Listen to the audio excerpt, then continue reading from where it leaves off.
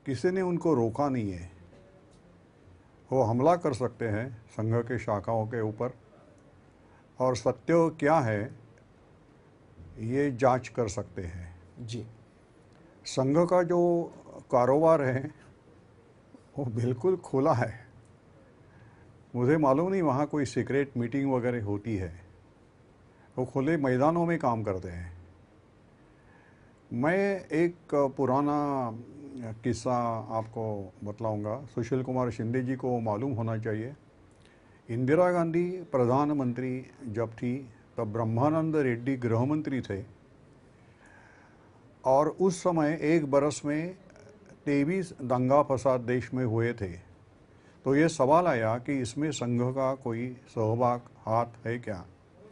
तो ब्रह्मानंद रेड्डी ने on the floor of the house ये बताया है कि 23 दंगों में से 22 दंगों में बिल्कुल संघ का हाथ नहीं है और एक जो है उसमें यदि हम कहना चाहते हैं तो हम कहेंगे कि संघ का हाथ है, लेकिन हमारे पास कोई एविडेंस नहीं है, कोई पुरावा नहीं है जी। तो ये ब्रह्मानंद रेड्डी ने लोकसभा में बताया है जी। तो मुझे लगता नहीं है संघ की जो ये है प्रचार यंत्रणा है, संघ का साहित्य है, सब खुला है किसी के लिए। लेकिन ये आरोप हमेशा लगते रहे हैं कि संघ की तरफ से और संघ से जुड़ी जितने संगठन हैं, दुर्गा वाहिनी हो, विश्व हिंदू परिषद हो, बजरंग दल हो, इनके बयानात में तीखापन होता है, खासकर अल्पसंख्यक विरोधी, और इससे माहौल बिगड़ने का खतरा होता है। तो ये एक तरह का अगर माहौल बिगड़ता है तो क्या इसे भीतरी दहशतवाद न कहा जाए कि दहशत ज़दा करने की बात हो, जो दूसरा अक़लियती तबका है?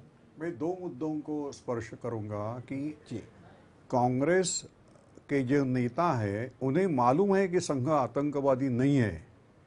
ये सोनिया गांधी जी को भी मालूम है, सुशील कुमार शिंदे जी को भी मालूम है संघ आतंकवादी नहीं है। सब एक हमाम में। एक मिनट मुझे बोलने दीजिए।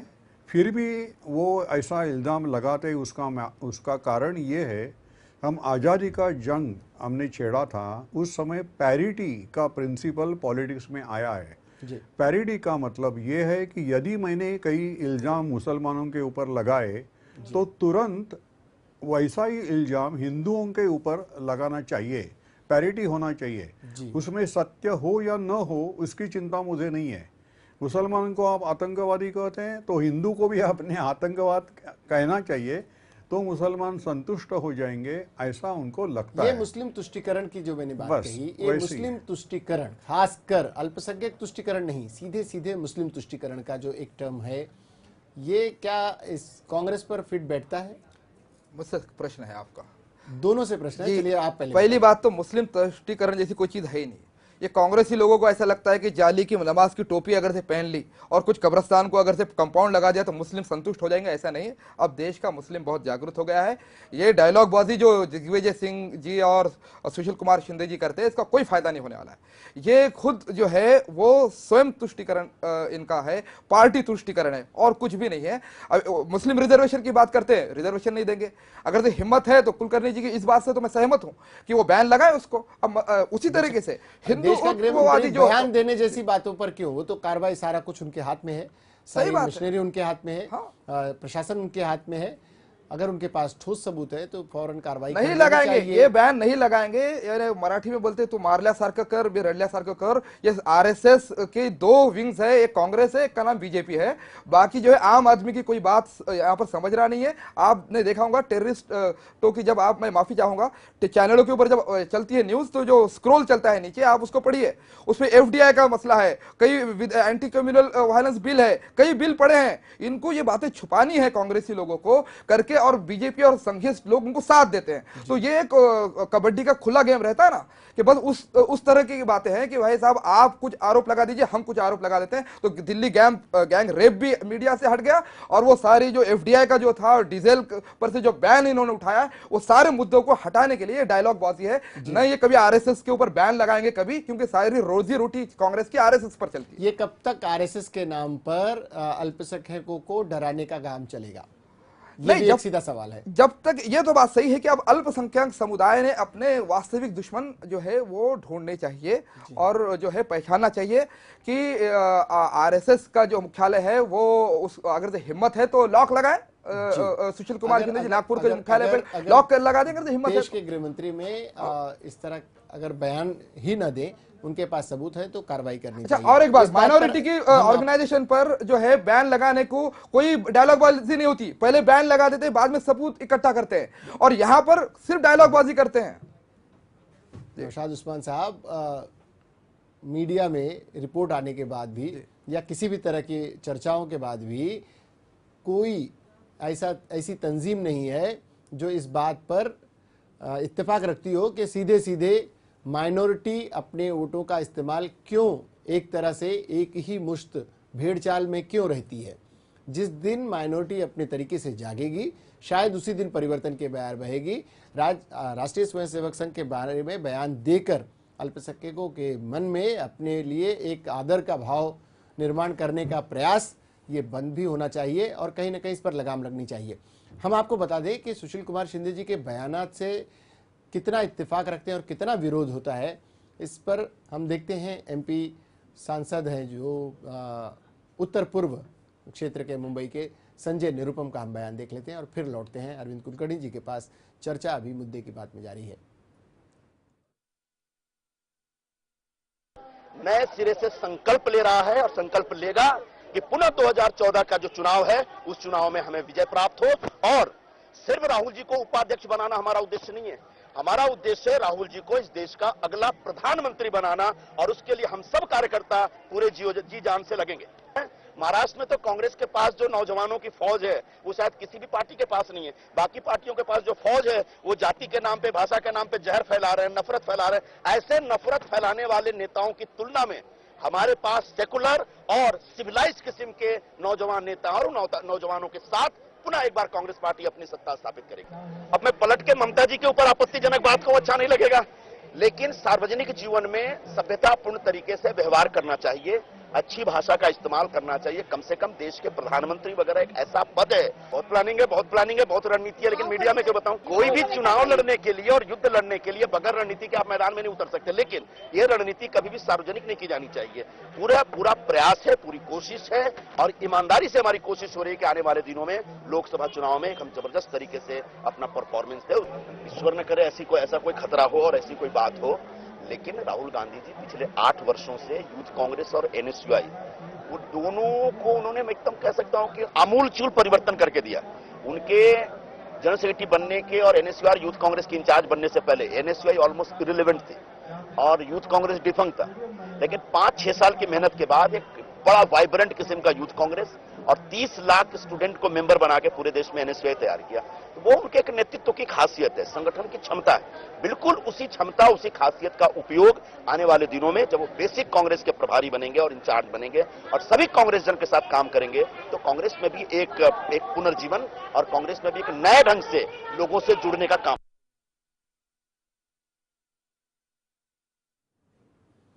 और ये थे संजय निरुपम, कांग्रेस के एक आदर्श सिपाही की तरह अपने बयान को देते हुए। हम बात करेंगे अरविंद कुलकर्णी जी से और नौशाद उस्मान जी से, चर्चा जारी रखेंगे मुद्दे की बात में, लेकिन एक ब्रेक के बाद कहीं जाइएगा नहीं। ब्रेक के बाद हम लौटेंगे और बहुत एक गंभीर चर्चा इस बात पर कि एक संघीय आतंकवाद, एक इस्लामी आतंकवाद, ये हिंदू आतंकवाद है क्या और देश को चाहिए क्या। आने वाले चुनाव में मुद्दों पर किस तरह से चुनाव लड़ा जाए, लेकिन एक ब्रेक के बाद कहीं जाइएगा नहीं, चर्चा अभी जारी है।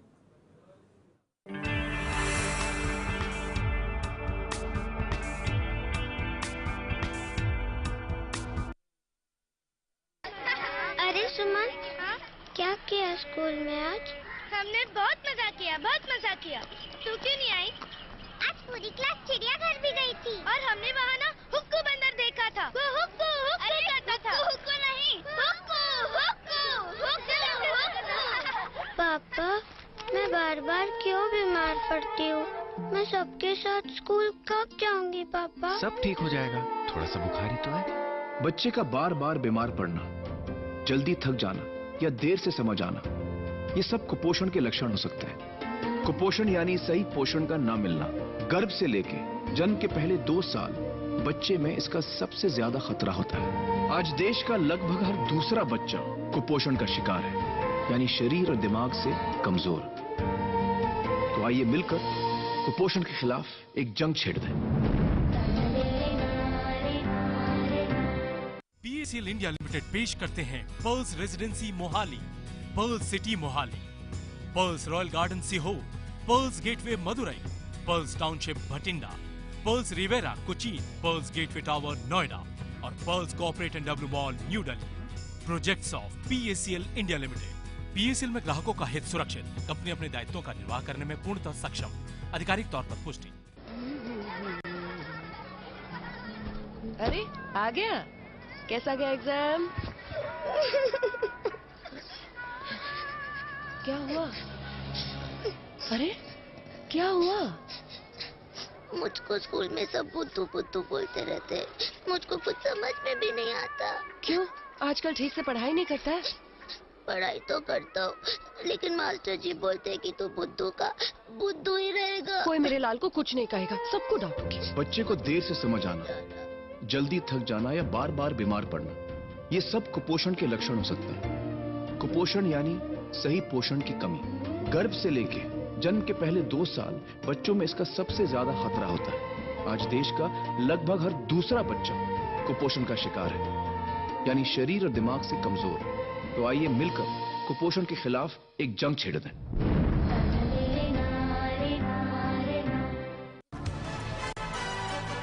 चप्पे चप्पे पर रहेगी हमारी नजर। हर सच को बेबाकी से आप तक पहुंचाने का काम करेगा नया खबरिया चैनल। जल्द आ रहा है राइट न्यूज, सही खबर सही नजरिया।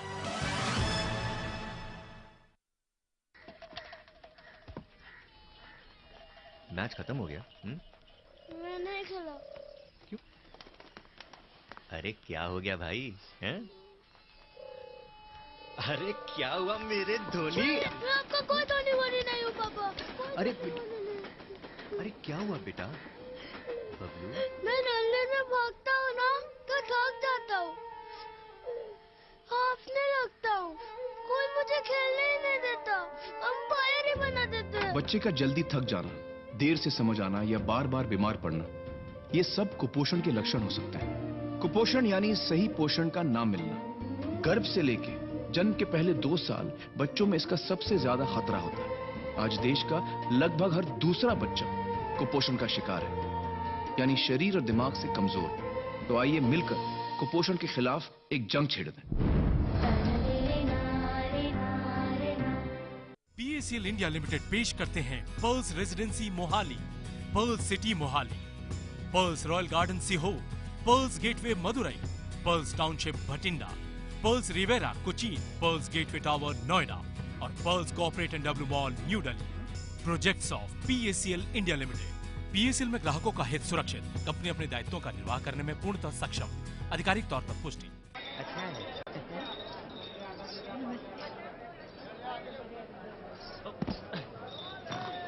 चलो भैया। क्या कह रही थी हमारी गुड़िया रानी की मास्टरनी जी? बता भी दो ना। ठीक से बैठ। क्या कहेगी? हाँ, ये तुम्हारी राज दुलारी है ना, पढ़ने लिखने में मन तो लगता नहीं इसका, सब तुम्हारे लाड प्यार का नतीजा है। पता नहीं ध्यान कहाँ रहता है इसका, कमबख्त कहीं की। बच्चे का पढ़ाई में ध्यान न लगना, देर से समझ आना, बार बार बीमार पड़ना, ये सब कुपोषण के लक्षण हो सकते हैं। कुपोषण यानी सही पोषण का ना मिलना। गर्भ से लेके जन्म के पहले 2 साल बच्चों में इसका सबसे ज्यादा खतरा होता है। आज देश का लगभग हर दूसरा बच्चा कुपोषण का शिकार है, यानी शरीर और दिमाग से कमजोर। तो आइए मिलकर कुपोषण के खिलाफ एक जंग छेड़ दें।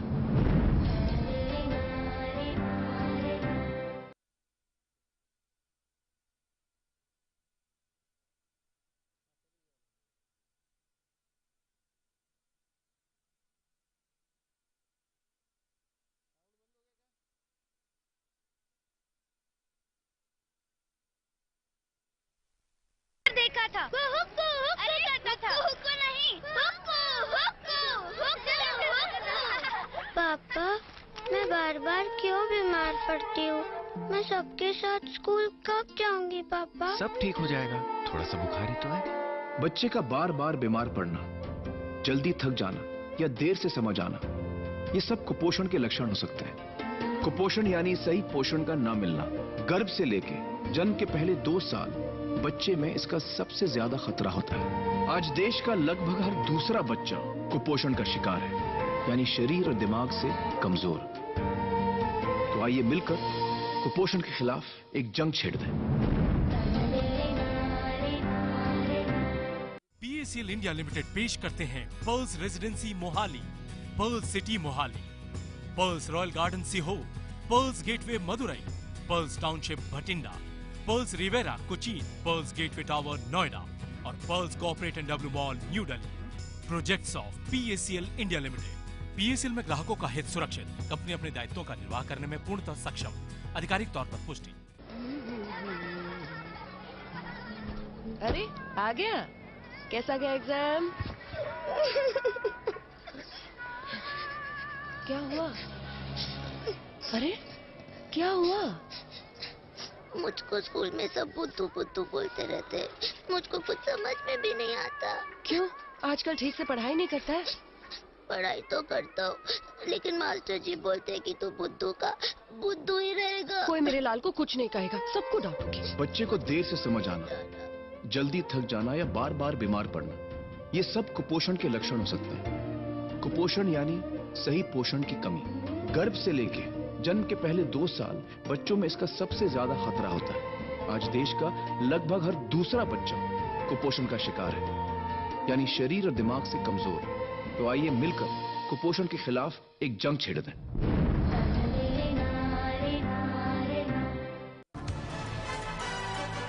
चप्पे चप्पे पर रहेगी हमारी नजर।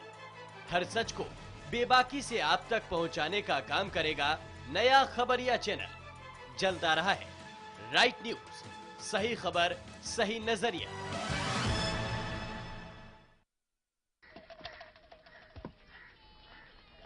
मैच खत्म हो गया? मैं नहीं खेला। क्यों? अरे क्या हो गया भाई? हैं? अरे क्या हुआ मेरे धोनी? मैं आपका कोई धोनी वोनी नहीं हूँ पापा। अरे क्या हुआ बेटा? बबलू, मैं नल्ले में भागता हूँ ना तो थक जाता हूँ, हाफने लगता हूँ, कोई मुझे खेलने ही नहीं देता, अंपायर ही बना देते हैं। बच्चे का जल्दी थक जाना, देर से समझ आना या बार बार बीमार पड़ना, ये सब कुपोषण के लक्षण हो सकते हैं। कुपोषण यानी सही पोषण का ना मिलना। गर्भ से लेके जन्म के पहले 2 साल बच्चों में इसका सबसे ज्यादा खतरा होता है। आज देश का लगभग हर दूसरा बच्चा कुपोषण का शिकार है, यानी शरीर और दिमाग से कमजोर। तो आइए मिलकर कुपोषण के खिलाफ एक जंग छेड़ दें।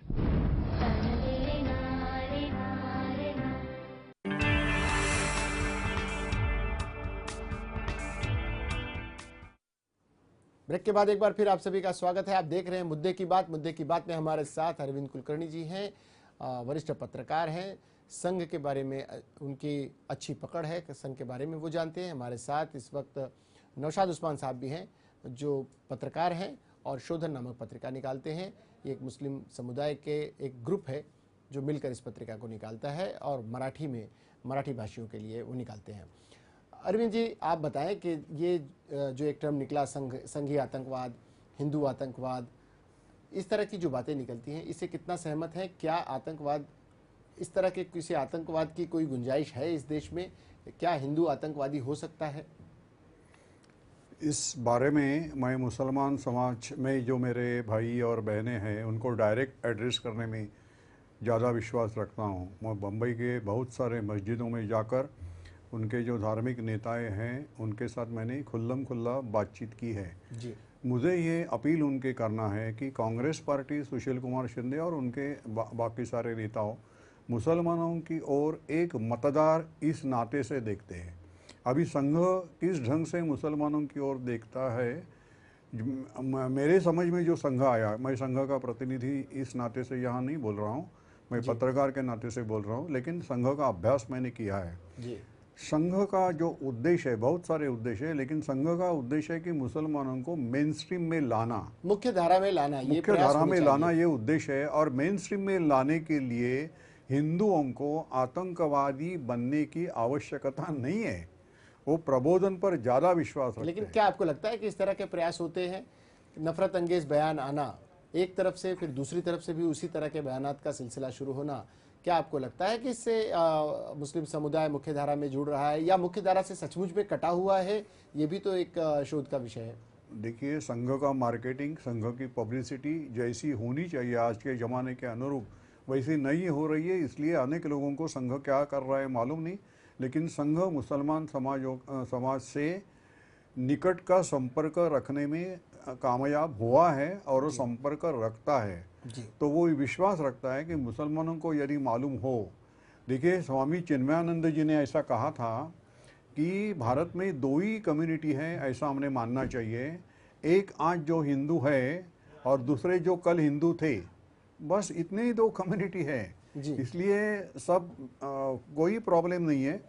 आप और एक बात मैं दोहराना चाहता हूँ कि भारत का, हिंदुओं का जो चारित्र्य है, जो मूलभूत मुद्दा है, वो है आध्यात्मिकता, आध्यात्मिक शील है उनका।